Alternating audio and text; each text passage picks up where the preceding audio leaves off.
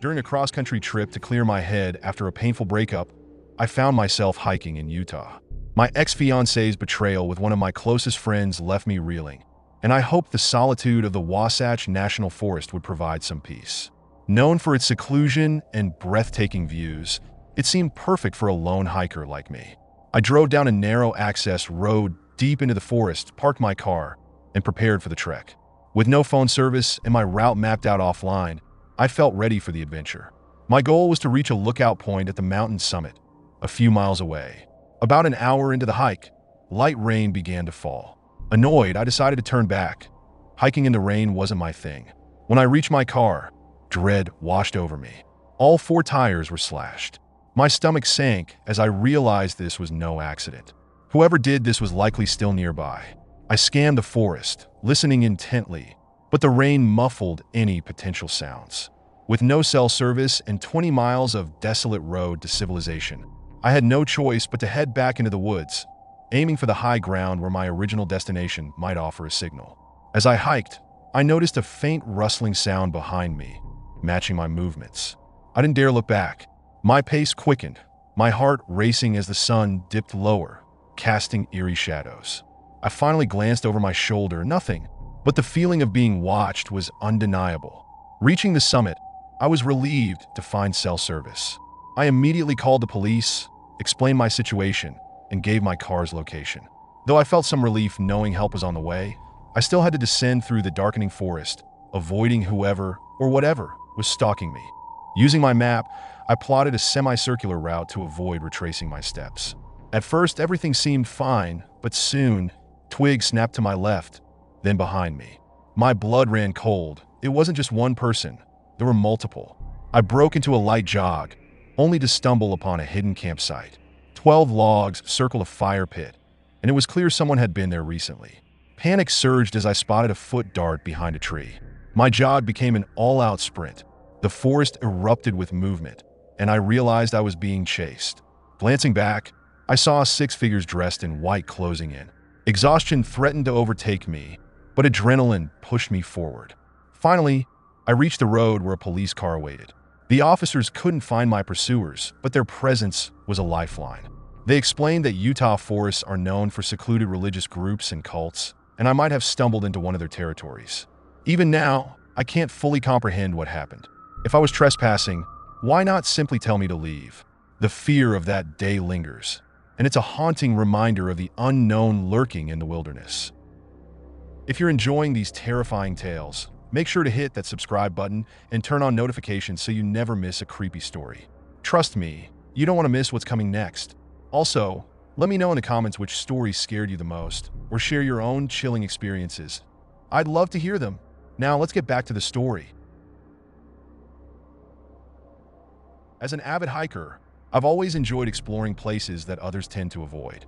My latest adventure led me to Dudleytown Forest in Connecticut, an abandoned village infamous for its dark history and reputation for being haunted.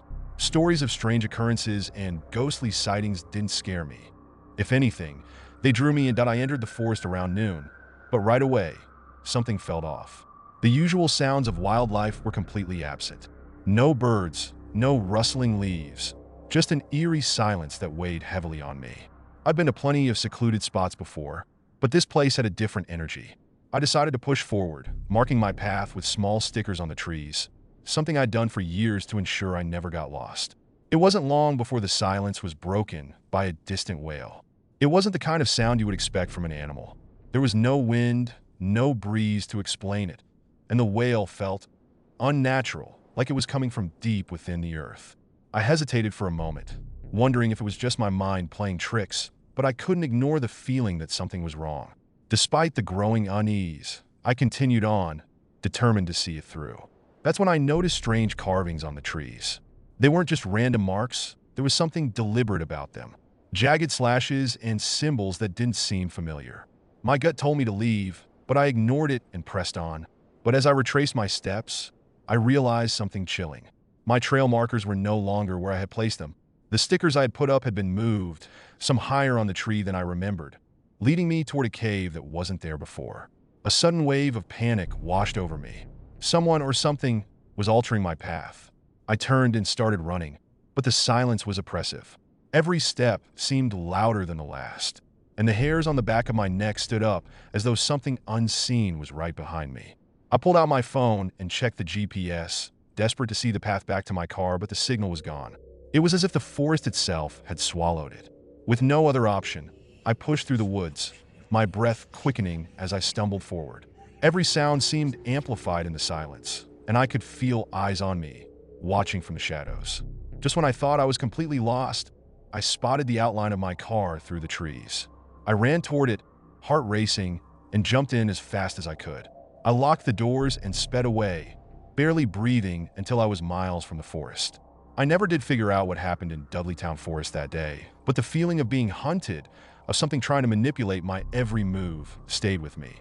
Even now, whenever I think back on it, the eerie quiet of that place sends a chill down my spine.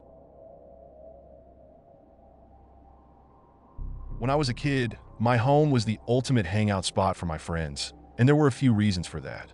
My dad had this massive man cave in the basement stocked with a never-ending supply of beer, and my parents would let us drink down there without too many questions, as long as we kept it low-key. I lived on a large piece of land, and our house was right next to a pretty dense patch of woods.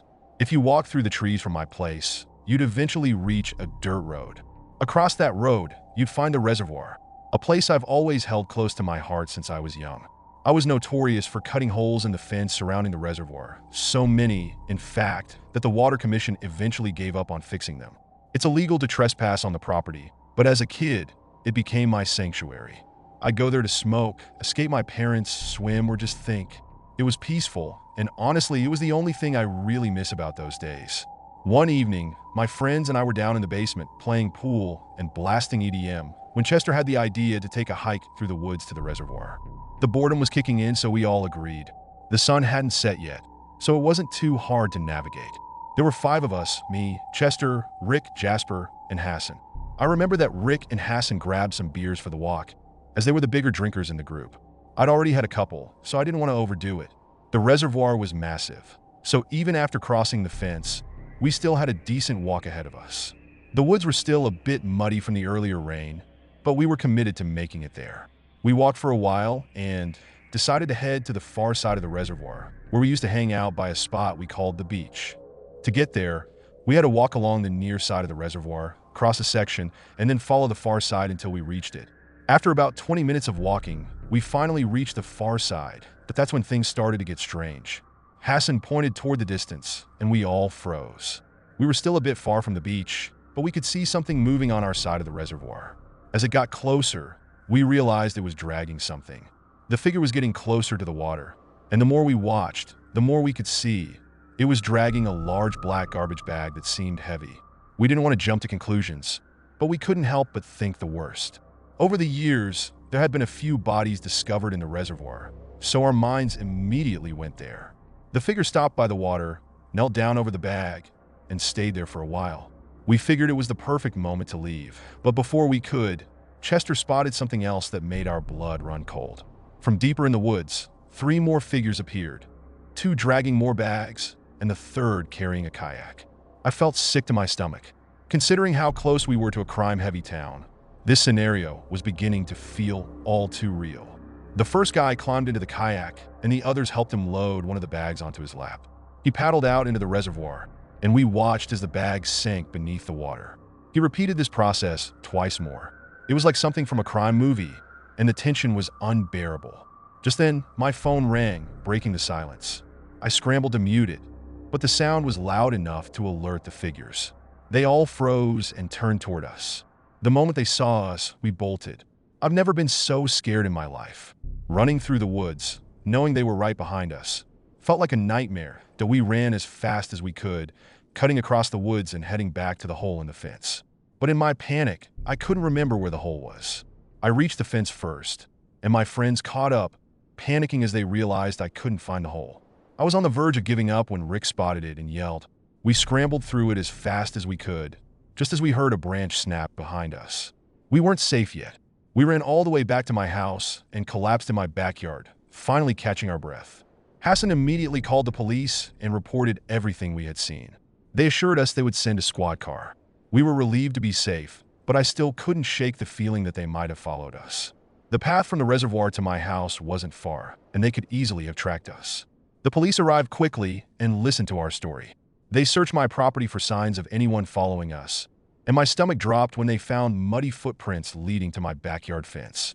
They asked me if I was sure they weren't ours, and I told them we hadn't left any tracks there. The police didn't find anyone on my property, but they assured us they'd keep us informed. To my surprise, they did. A few days later, the police recovered 3 bodies from the reservoir. It became a major news story for a while, but my family was shaken. We never found out who those men were, but we feared they knew where we lived. For months afterward, my mom claimed to have seen people lurking in the woods at night. She even swore she saw a flash of light from a camera one evening. It's one of the reasons we ended up moving out of that house. Looking back, I can't shake the feeling that something wasn't right with that place. The reservoir is cursed, and there are still secrets hidden there.